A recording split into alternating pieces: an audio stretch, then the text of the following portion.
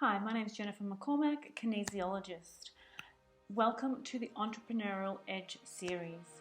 I have put together these series of interviews for you in the time of COVID-19, where we are not only going through a health pandemic, but also an economic one as well. It is so important during these times not only to look after our business financially, but first and foremost, our mindset, so we can make better decisions in our business for the health of our business and for the health of our families. So I bring to you a series of entrepreneurs and how they deal with their mindset and their strategies to help the health of their business moving forward in such uncertain times.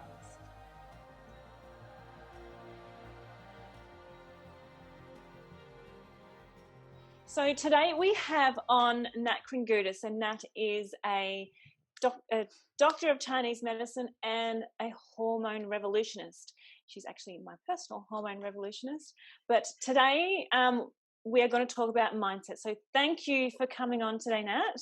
Oh, thank you for having me. I feel very privileged and excited to be here. Beautiful. So, we've spoken before in the past about, our health and business a little bit. I want to really get into your mind today about not only stress and our mindset, but how this plays an integral role when we are building a business, when we are maintaining a business. So I want to get your perspective on how important do you think it is to have not necessarily a positive mindset, but a stable, a good one?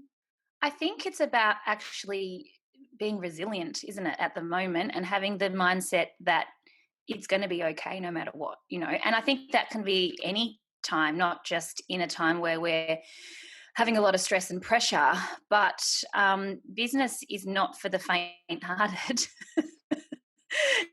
It really isn't, and which makes it challenging. However, I think what allows people to rise above is consistency and commitment and a vision that they can align to keep them going. And I think that's where that mindset piece comes in, because if you know where you're going and what you're trying to do, then the rest becomes very easy. But I think where we fall off with mindset is we get lost in our focus and direction.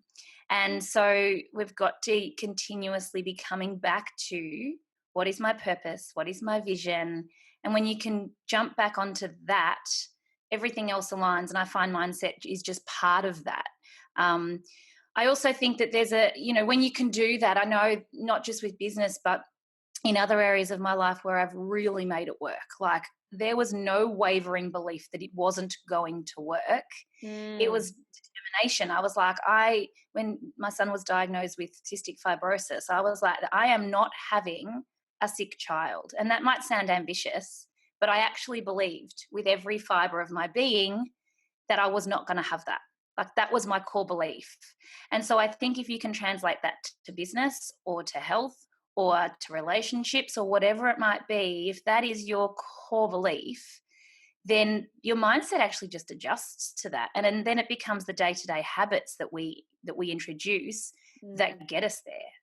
So tell me, when you're looking at core beliefs, Nat, how do you personally hold a core belief when there's so much noise, so much contradictory to what you're believing?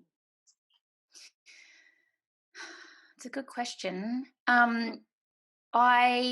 Even if I start to waver, it's not that you won't fall out of that mindset. It's not that you're going to one day wake up, or at 2:00 in the morning, wake up and be like, what am I doing this for? Like, why am I even bothering?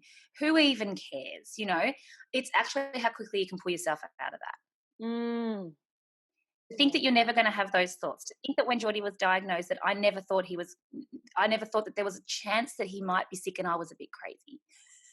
But it was as quickly as I could pull myself out. And when I actually really sat with what I believed, I really did. That was really, really what was deep inside of me. And so I think that we've got to be able to, like I said, come back to that. And I think that when we practice doing that, the more we practice doing that, the more that's reality, the more you make that your reality.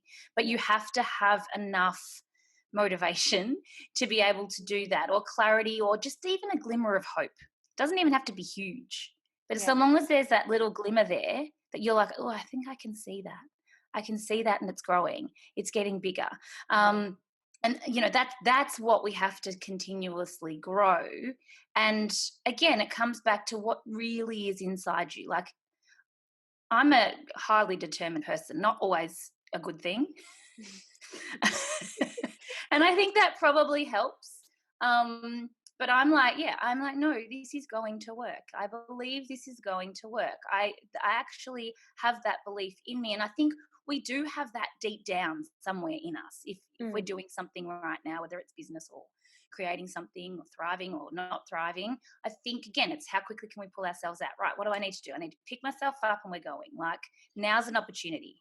So do you see that as part of resilience, or do you see that as yes, it's resilience, but building in resilience from what I can see as well is about surrounding ourselves with aligned people, aligned information, and because I hear you, and I so see it, and I feel it sometimes where you're like, Instagram is saying this, Facebook is saying that, this person's saying this, and it's so not aligned to what's going on in my head. How do I keep this strong, values that I feel really underpin me? How do I keep that alive and thriving? I think you can do a few things. Try and use social media at the moment as the right type of motivation and not the wrong type of motivation. If something is being shared and you're like, that is so not, I'm so not on that train, then, well, what train am I on, and how can I use that to motivate me to stay on that train? I feel like especially social media is a really good example, because we love to hate it. We're like, oh, I can't believe what's happening on social media. It's like, it doesn't have to be a negative thing. It actually can take you exactly where you want to go if you have the right perspective. And so if you are being triggered, if you are looking at that going, I wish that was me, or that person just needs to actually shut up, like, I cannot tolerate or watch that anymore. Well, you don't have to actually watch it anymore. But what happens if that was your little reminder every day of who you didn't want to be and what you then did want to do, what you do then now want to do? Yeah. And then it becomes such a gift. But anything that's triggering us right now, I think actually tells us so much about what we need to be doing, and what we, and that might mean not doing anything at all, or that might mean actually acting and then creating something or supporting people in a different way. But I really think if we can look at how we are being triggered right now, it is such a gift to us to be able to then go, okay, well, now I can actually see what I need to do. I don't like to admit this, but whatever it might be, I need to actually, for me, I'm finding right now that as long as people are coming from a place of service, their integrity is intact, and they generally they want good for the world and they want good for their audience, that is where we need to come from right now. Where I'm really struggling is with the people that are very opportunistic, and I don't feel that that's coming from the right place. I've got a piece of hair somewhere. I don't feel like that's coming from the right place. And so then that I can look at that and go, okay, these people are triggering me right now. But in actual fact, I can also go, that's actually exactly what I don't want to be doing right now. So thank you for reminding me that I don't want to be doing that. I want to come from a place of service. My heart is in the right place. I want to be able to help other people, and I also need to be able to put food on the table. And so if I can look at it from that perspective, it changes everything very quickly as to how I'm being motivated and how I'm showing up.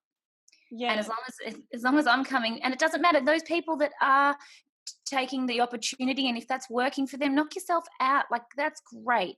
That's certainly not the place that I'm wanting to come from at the moment.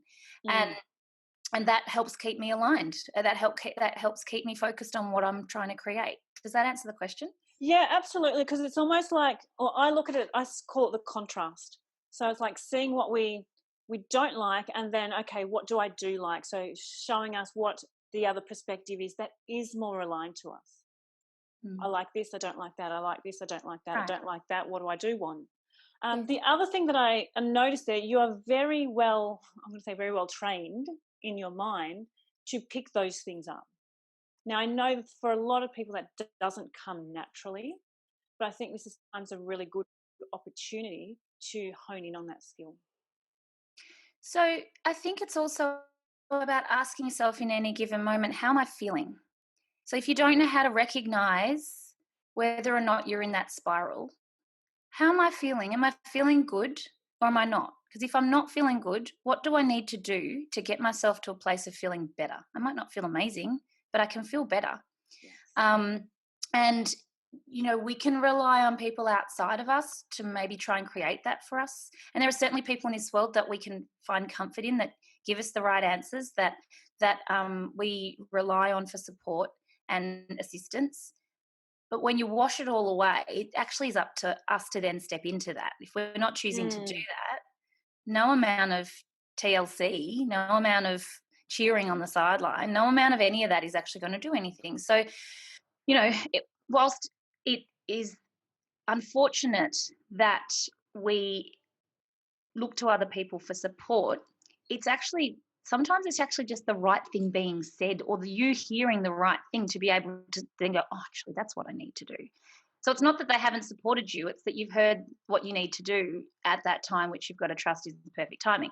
So I think asking yourself, how do I feel right now? And if I don't feel good, what is it that I don't feel good about? Is it the state of the world? Is it the state of my bank account? Is it the state of my health? Is it the state of my family? What is it that's upsetting me? And then how can I actually start to, and I've been very much watching a lot of what Gabby Bernstein's been doing with her audience, because she's really doing her best to take people out of that mindset as many times as we can get you out of that negative, but again, it's reaching for a better thought. It's being able to say, oh, Nat, you know what, there you are again, but actually I did go for a run today and it made me feel better. And when I went for my run, I remember thinking about all of these things that, that I could do, or the shower actually is the best place, because all the ideas come in the shower, all the positivity. There's research all the trouble that, right? washes away.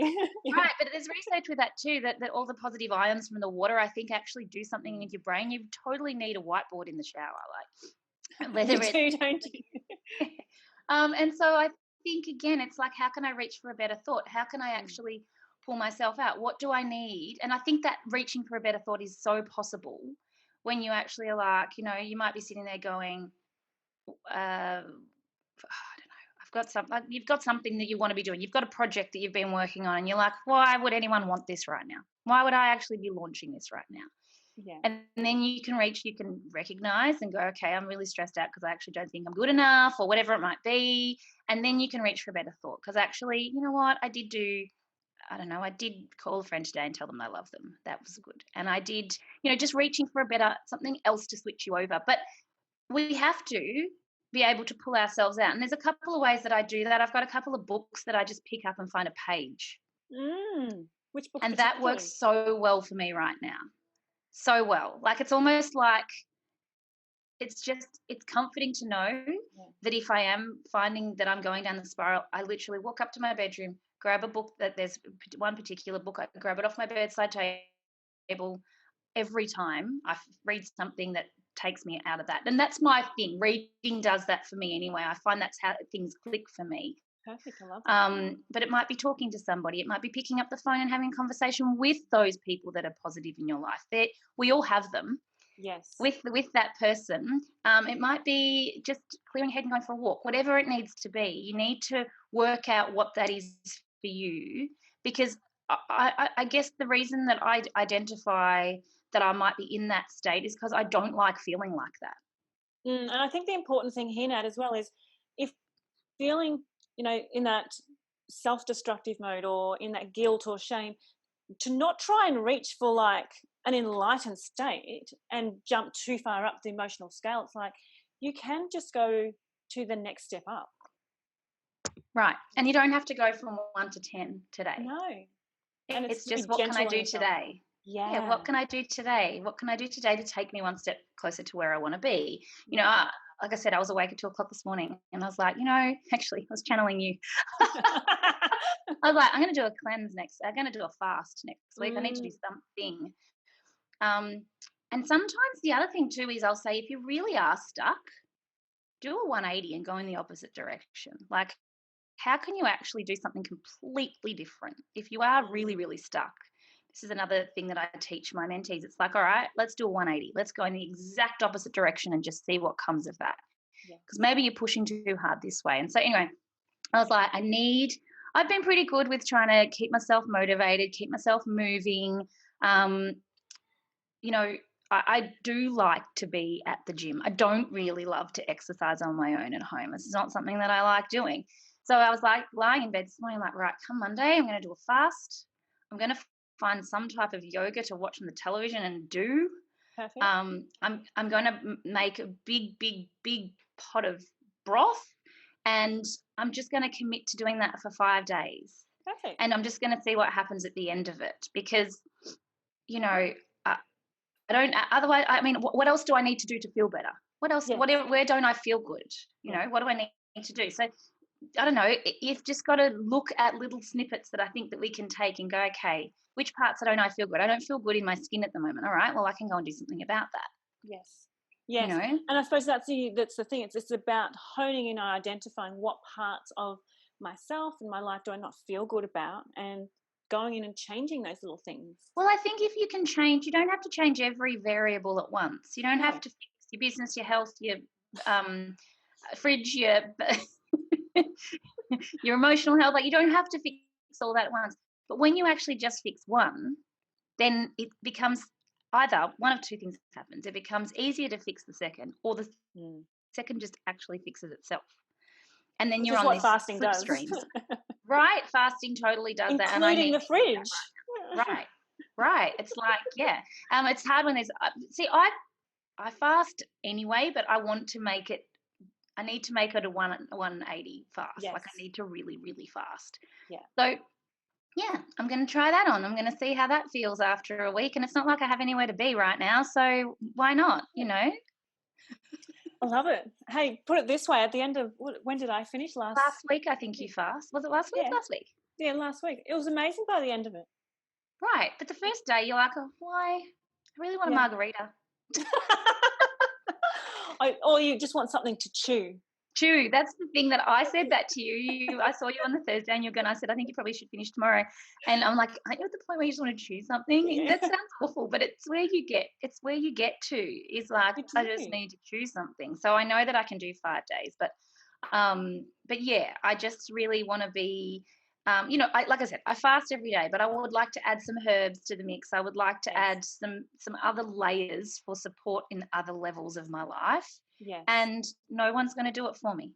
I've got to choose to do it myself. And I think that's the big thing is choosing to do things for yourself has such a different power and momentum behind it than someone else going, you should do this, you should do that. Right. And the satisfaction of completing something as well at the moment, I think, is really important. Having something to work towards is really important. And investing, at the moment, investing in any moment, investing in your health is never, ever going to let you down. Like, it's truly not going to let you down. So I think now is a good time to be doing that. And so, I don't know, that's one of the variables I'm switching up next week, just to try and create some different momentum. Love it. So can you give us a very specific example, if you have one that comes into your mind, of where you've looked after your health, either mentally and physically, that has changed the way you've seen your business and the results that you've got in your business because of it? I always use the example of Geordie because it was so big. And that, I've referred to it before. That was an example of, so he was diagnosed with cystic fibrosis when he was 4 weeks old. I very quickly realized that we needed to focus on our health, not just for him, but as a family. How could I focus on, and it was such a beautiful reminder every day that A, we can't take our health for granted, but B, I had to make this work. Like, I had to make it work. And so it was definitely about looking for every little piece of every glimmer of health and hope that I could see in him and in the family that I held on to. And the more I did that, the less I focused on anything else. because I kept looking for evidence of health. I kept looking where things were working, what was actually, where he might have once been unwell, what tools did we have to help him feel better? What tools did we have? Because unfortunately, in any given time where there's high stress, it's all about the fear. So we were constantly being told, he's going to be sick. Your life is going to be different. You're going to need to create space and time to always be available to be at hospital. You're going to have a drug regime. You're going to have to measure certain things in his life to measure how sick he is. And I was like, what about if we didn't do that? What about if the measurement was about how well he was? What about if the focus was on the health goals that he was kicking? What about if he was growing and thriving? Because apparently that wasn't going to happen either. And so everything that they would say, I would just look at it from the other perspective. Yeah, I was like, okay, well, there's two sides to this. And I know that we're not all wired that way, but it wasn't until I actually I felt like it gave me control over the situation. Yes. Once I took that on board, once I started to look for that, the health, and, I'm talking about looking at what does his dirty nappy look like? Oh, wow, it was a formed nappy today. Like stuff like that, He ate a lot today. Wow, how awesome. And even now to this day, Geordie will say, oh, do I have to have a hospital visit because I'm sick? And I'll say, no, we're going to the hospital to see how healthy you are. Yes. And so we it's the languaging around that. And so it was then transforming that into the business and looking at where the business was healthy and where my staff were healthy and where the relationships in the business were healthy, and starting to bring more of that into the business. And the business definitely did thrive because I realized that prior to that, I was probably looking at everything that wasn't working. And it doesn't mean you don't need to look at what might not be working, but I think the more you can focus on what is working, the more you can bring more of that energy, and there's less space for what's not working, and things tend to just work better anyway because you're focusing on what is working. It's same as at the moment in this situation. I'm saying to the team, focus on the patients we have. Don't worry about we don't need to worry about, yes, okay, of course we always want to help people. And of course we always want new patients into the clinic, but we really need to be caring for what we already have right now. Yes. We really need to be making sure that they're being cared for. Patients are losing jobs. How do we support them? How do we pivot with that? And we've come up with ways of doing that and trying to support those that have lost their jobs, but keeping their health intact. And I also think that has energetically a flow-on effect. If we're able to say, all right, we're going to create a time slot for people who have lost jobs and can't afford an appointment, we're still going to create a way that they can have an appointment. And it might not look like what it used to look like, but something is going to at least be better than nothing at all.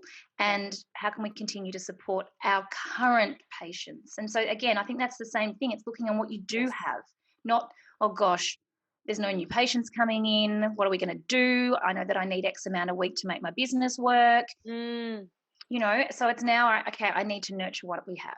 Yeah, it was interesting because I was having a shower moment this morning, and I'm like, we can so easily, when the sun is shining, enjoy the sunshine, but when it's full cloudy and we can't, how do we look through the clouds and find that little glimpse of sunshine, that little glimpse of hope, or as you said, what is already working well, and really focusing on that? And we know what we focus on expands.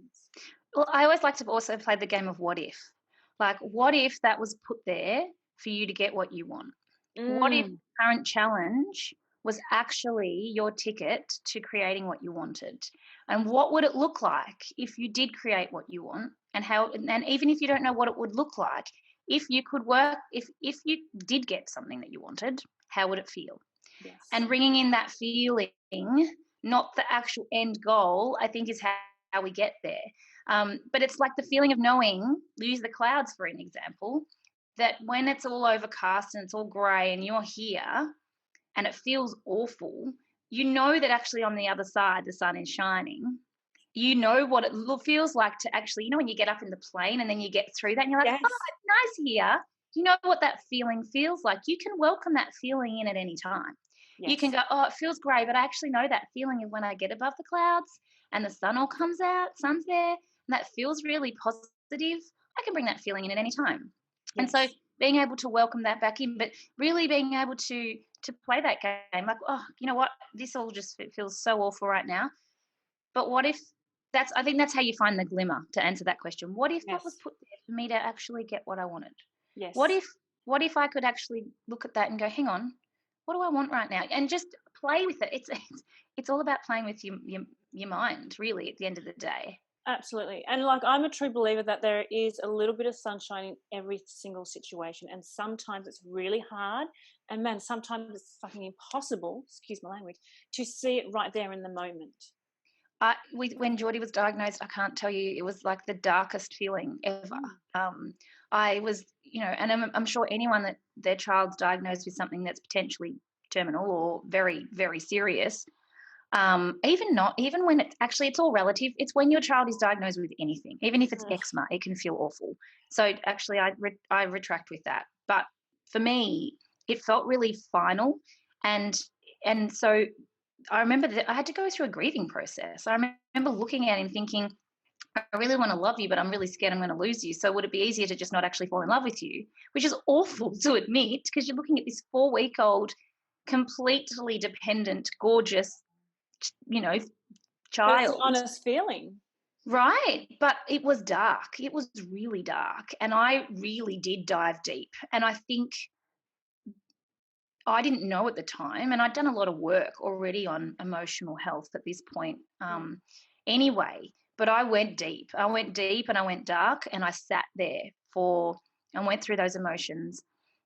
And when I looked back, I had actually sat there for all of 3 days. It felt like eternity, but I'd sat in that for 3 days, really allowing each emotion to just come on, bring it on, let's go. You'd feel angry, or then you'd feel numb, and then you'd feel okay, and then you'd remember, hang on, there's something that I don't feel good about. I can't remember what, and then you go, oh yeah, that's right. This is my reality now. I think everyone can relate to that feeling when they've got something going on and you're like, oh, it's still there. Like, it's still there. Even though I feel like I just processed something, it's still there. It wasn't until he was diagnosed on the Monday, it wasn't until the Friday, and I really did go deep and dark, that we were driving to the hospital for another day of information. And I did turn to my husband and say, hey, what if this could be okay? What if this could be okay? And he was like, it's never going to be okay. And I'm like, but what if it could be? Yeah. What would that look like? What would that feel like? That's when that switched for me, in that I can tell you exactly where I was. I can tell you, you where I was, how that felt. And so that has definitely become it's become an anchor. That feeling has become an anchor for me, because I know that I've done it. He's 8. He's amazing. He's healthy. He's well. He's thriving. He's amazing. He's healthier than me. We were talking about this yesterday. I was a really sick kid. I had a lot of respiratory issues, and now in hindsight, knowing that I'm a CF carrier, that's why, but we didn't know then. And I said to my husband, if he gets sick, he'll be better than all of us, because he gets sick, and he might get sick for 2 or 3 days. If I get a respiratory situation, I will cough for months, because I have quite substantial scarring in my lungs. And so I just said, it's actually hilarious. It's actually laughable that I am probably more at risk than he is, even though technically he's considered high risk. Yes. So it's being able to absolutely say, but what if this could be okay? What if it could? The question that I've got for you, right? You said you were in that deep, dark place for 3 days. Looking back now, how important do you think it was to be in that deep, dark place for 3 days? So important. I am a feeler, and I know a lot of people are good at pushing their feelings away. And I'm not good at that. But what it does is it means I move through things. Probably, how many people do you know that why is it that you're told not to touch your face and you can't stop touching your face? I know. How many people do you know that are still grieving or talking about something they lost 15 years ago because they haven't gone through that? And I remember reading Brandon Bay's book, The Journey, and she talked about the grieving process, when it's actually done properly, takes 3 days. Now, at the time, I didn't realize that that's what I was doing. I had it wasn't like, oh, Brandon said it's 3 days, I'm just going to sit here. No, not at all. Not at all. I didn't give myself a timeline. It was just by chance that it was actually 3 days. And I maybe 6 months later looked back and went, holy moly, that's actually what I did. I sat in my crap for 3 days, and I then had this epiphany that felt great. And that's when because I moved through that. But I think we're so good at pushing down our emotions. And that's where I think it creates an environment that snowballs, because we never really get through it. It's always sort of sitting there, and there's some emotion sitting underneath it. And so I think, my good friend Dr. Joan Rosenberg talks about a feeling is 90 seconds. If you feel it physically for 90 seconds. Now, if you knew that every feeling that you had, if you fully embraced it and were like, all right, come on, bring it on, I can do this, was only going to be a minute and a half, would you just allow yourself to move through it? Probably. Yes. If you knew that would end the pain. Yes. So I think trying to welcome in the feeling rather than pushing it away. And it's not easy. And for some of us, it's actually really hard. And I'm not saying that, please don't think I'm certainly not enlightened. There's plenty of things I don't do very well. But for some reason, moving through those emotions is just something that I have to do. If I have a situation at work where for whatever reason I get upset, I can't go and treat a patient until I've moved through that. I just physically can't do it. It's just not in me. I have to sit there and move through it. And so there's been situations where that has happened, and I've been 45 minutes late to treat a patient because I've literally been sitting in my crap in my office going, I need to move through this. And then once I've moved through it, then I'm good. But I also don't think it's nice for me to treat patients in a state where I'm not, mentally feeling great. Yes. So I do. I think that it is so important to sit in that, and it's not easy, but it is about giving yourself permission and creating space to do that. It's especially hard when you have children. Especially hard. That's why the shower is good. And as you said, 90 seconds, if we can really embrace it for, a lot of us, it's not 90 seconds, but even for that 5 minutes, or how long's the shower meant to be? I don't know. We're not on water restrictions, thank goodness. So we're good. We can shower, we can stand there all day. Yeah. I really do think that. And you know what, to a degree, it's okay for our kids to see us fall apart too. I think that it's important for them to see that life isn't, of course we don't want them to suffer or be in pain, but I know certainly people in my life that their parents never showed any other emotion than happiness. And now when something slightly wavers, they don't know what to do. They fall apart because it's not their normal. And so I think it's okay. And then it's okay to also acknowledge that that's what's happened and say, Mum is really sorry. I just wasn't having a very good day, and I don't want you to think I don't love you, and I don't want you to think I'm not proud of you, and just to reinforce in them that it's okay to have emotions. I think that's important. And at the moment, especially, they don't know what's going on. Yes. They really don't know what's going on. They're really confused. We went for a walk the other day, man, it was hilarious. We went for a walk. We didn't go our usual route. We went another way. And so the kids were riding, and I'm trying to get them to move, and they won't walk. So it's like a bike or a scooter or whatever. Yeah. So we're riding, and then Libby sees this different park that she's never seen before. And so she drops her bike and she gets, I'm like, stop! You can't be on the swing. And she's like, why? And I'm like, have you not noticed that there's no one on any swings or anyone at any park at the moment? And she's like, why? And I'm like, because that's how we're at risk of touching things. That's why we're all at home, because we don't want to spread the virus. And she's like, really? And I'm like, yeah, really. She's like, is that the reason that we're at home? And I'm like, yes, sweetie. But I've explained this to her how many times, and she didn't get it until it actually physically was like, oh, okay. That's mean to affecting my world. Right. And she was then asking me all these questions, which I find hilarious because it's been how long now? And it's only now. She's like, oh, we're not actually, like, that wasn't school holidays? So like, no, sweetie, you finished school early for a reason, and that was the reason. We all need to be at home. We can't have play dates. We can't play at the park. We have to actually just come together as mum, dad, you and your brother, and just consolidate at the moment, just less movement. And that's going to help the world if we do that. And, that's not a negative way of looking at it. That's actually a positive way. It's actually, this is, we need to do this so the world can get better. We need to do this so the world can be healthy. Yeah, it's interesting because it's probably in the last 2 years I've really, as a mother, learned how to hold space for my children going through emotions. And I found that a lot of us parents, I know this is waving a different subject, a lot of us parents want to pull our kid out of that negative emotion as soon as possible. Oh, don't cry, it'll be okay, you know. And it's like, well, it's so important for them to wallow for a minute. Yes. To feel it. And now I'm learning, okay, let's ask questions. How does it feel in your body? What thoughts are coming up? And, you know, obviously on their level to help. Just why are you crying, sweetie? Like, why? Not stop crying.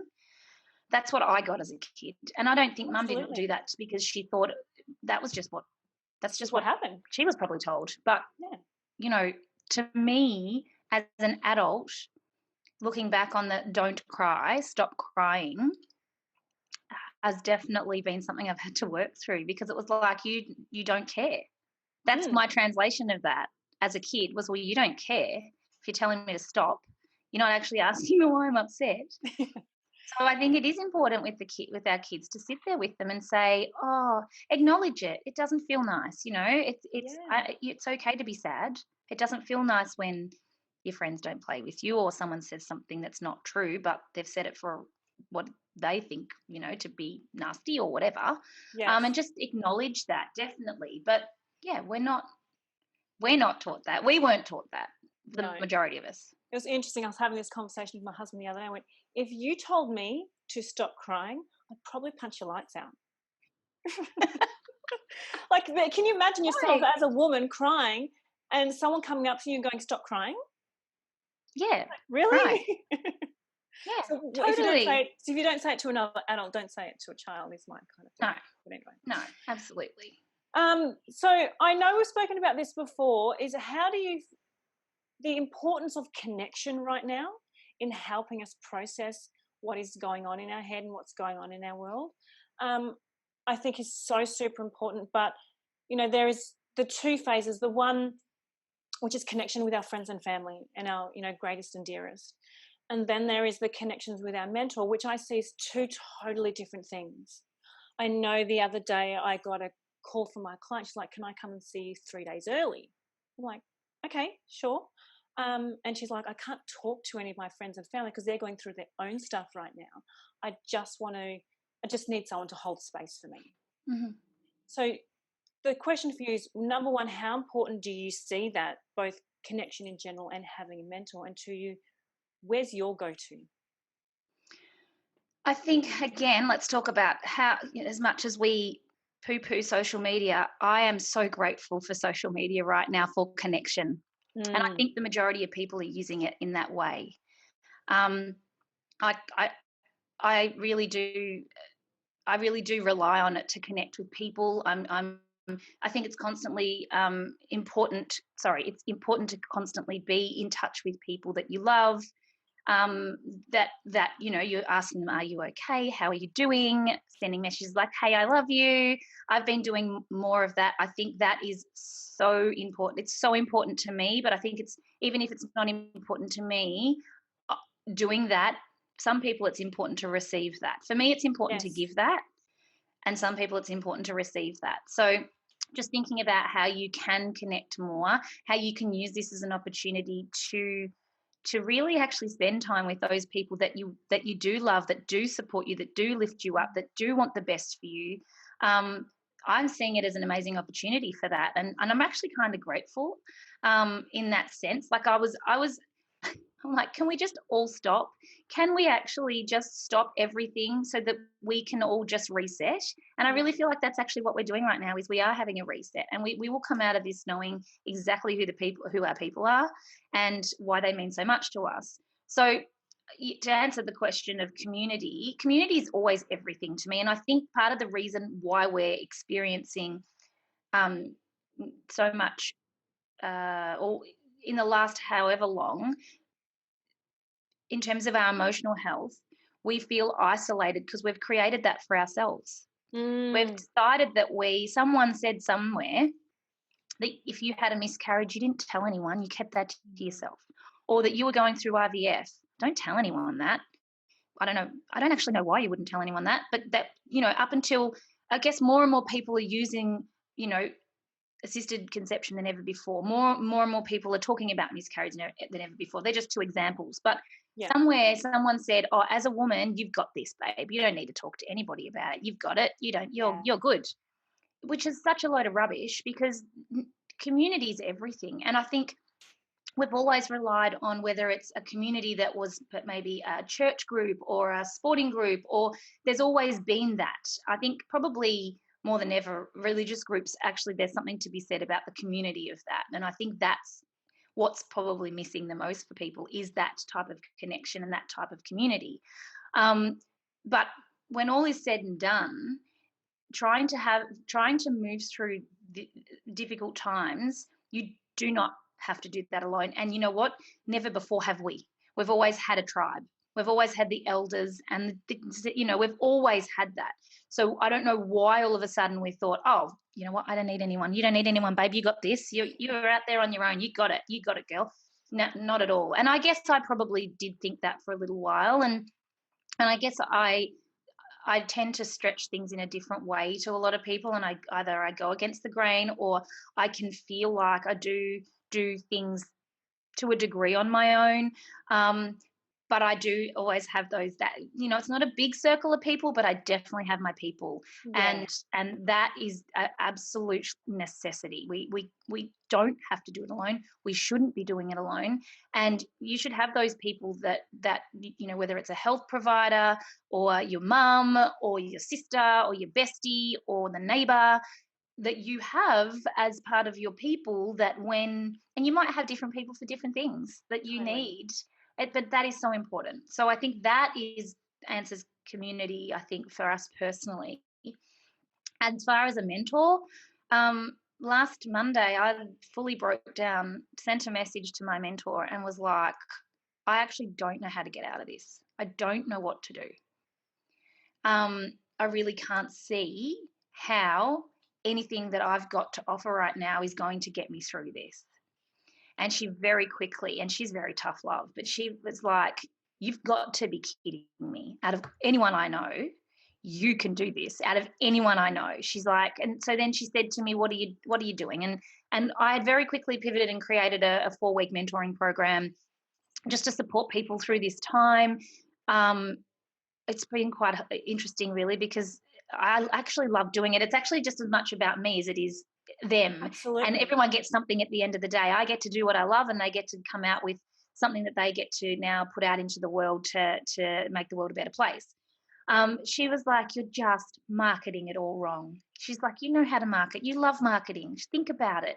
And so I did. I was so grateful, because I'm like, oh my goodness, you're so right. And you can see what I can't.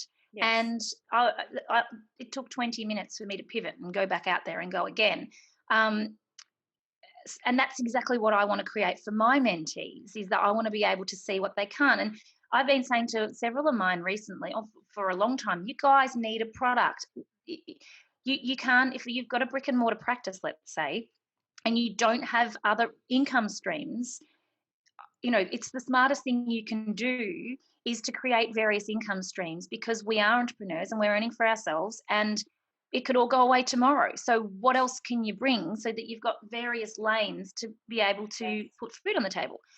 So what was interesting is 3 of them turned around week before last and was like, oh my gosh, that product that you've been telling me I haven't got it. I'm like, it's okay, let's go now. Let's create it. Let's go. And 2 of them created products within 4 days and launched them this week. Yeah. And now they're out there in the world making a difference and making the world a better place. And so, potentially, if they didn't have that motivation, and I can tell you now, it's been a lot of phone calls like, don't do this, go do this. I'm happy with that. But now I also am so proud of them, and I don't know that they would have been able to turn that round as quickly had they not had someone to be able to tell them what they kept on needing to do and what they didn't need to do. One of them came in and said, oh, I've decided I'm going to add this and I'm going to add that and I'm going to do this. And I'm like, no, stop. You're not going to do that. And she's like, I'm not. I'm like, no way. That's not going to work. And she was like, okay, why? And I told her all the reasons why. She's like, you are so right. That is so not going to work. I just got a bit too far ahead of myself. I'm like, simple, easy, get it done, put it out there. And she launched yesterday and it's fabulous. And people now have, it's just having a second pair of eyes can be so important. And really having someone that's completely got your back, yes, no matter what, makes it easier to sleep at night. That's for sure. Yeah. Do you feel like with your mentees that for you it's about bringing them back to the underlying goals and direction of their business? I think that, again, to just circle all the way back around again, it's actually to make sure they know who they are, what they're doing, and why they're doing it. Yes. And that comes back to that vision and purpose that I was talking about at the beginning. Once you know that, the rest becomes easy. But if you're not clear on who you are in this world as an entrepreneur, then it becomes very difficult, and you can cloud things in, you can mix it up, you try different things. I think if I say to my girls, you need to know, if someone said to you tomorrow, hi Nat, what do you do? And, you can go, I've written some books, I've got a podcast, and I have a clinic, and actually my background's Chinese medicine, and, I have a mentoring program. And it's like, what do you do? And I always say, I help women understand their bodies simply so they can make better choices. Love that. Right? It's not about all that. That other stuff all sits around it. But yes. Who am I and what do I do? And that's who I am. I am someone who helps women understand their body and hormones simply so they can make better choices. And then everything's clear. Because if I wake up tomorrow and go, I'm going to create a program of how to do a handstand, and I'm like, really, is that aligned to my vision and my goal? Like, okay, I've been mucking around with handstands because it's funny and it's entertaining, but really, does it actually align to what I do? Well, kind of, but not really. It's not really helping women make better choices or informed choice. So I think once you know that, and I think you can apply that to anything. If you could, so it's also, to answer your question, it's not about the goal. It's actually about how it feels if you were to achieve the goal, how would it feel when you got there? Correct. That's actually how you get there. It's knowing that you'd like to do something, but it's actually what keeps people on track is the feeling. Yeah. Beautiful. So in summary, Nat, I know we've spoken a lot of different tools, 3 summary tools that they can take away and apply now to help them move forward. Okay, so I think that the first thing is, and I know it didn't come in this order, but, can you ask yourself the question, what if this was actually the best thing that ever happened to me? What if this is actually the next step in my life that's going to give me everything that I need? And just creating that space and perspective to kind of that. I think what that does is it allows you to take a step back, not be reactive, and just really think, what if that? That would feel good. Do you know what I mean? Yes. Secondly, that idea of reaching for a better thought. So when you're finding yourself in that spiral, first recognizing that you're in the spiral and remembering it's not okay to go there. It's totally okay to go there. But how do you quickly get yourself out? What's the quickest way to get yourself out and put yourself back on the right track again? And thirdly, it's okay to feel your feelings, invite them in. They're only going to be there for a minute or so, and then you can actually move through that. And it doesn't mean that even in half an hour you might have another feeling, but the more you can do that, and the less you'll stay in that deep state of darkness. And the quicker you can actually get on with living, making the most of every moment, making the most of this uncertainty. I'm excited for the uncertainty. We're doing a 180 right now, exactly what I spoke about before. We're actually going in the other direction. And like I said, we needed to do that because where we were going was not good. Wasn't good. And so this is allowing everybody to reset. And that's exactly what I think. It's always you got to trust that it's always in divine time. 100%. Totally agree with you. Thank you so much, Nat, for sharing your wisdom with all of us today. Of course. Thank you for having me.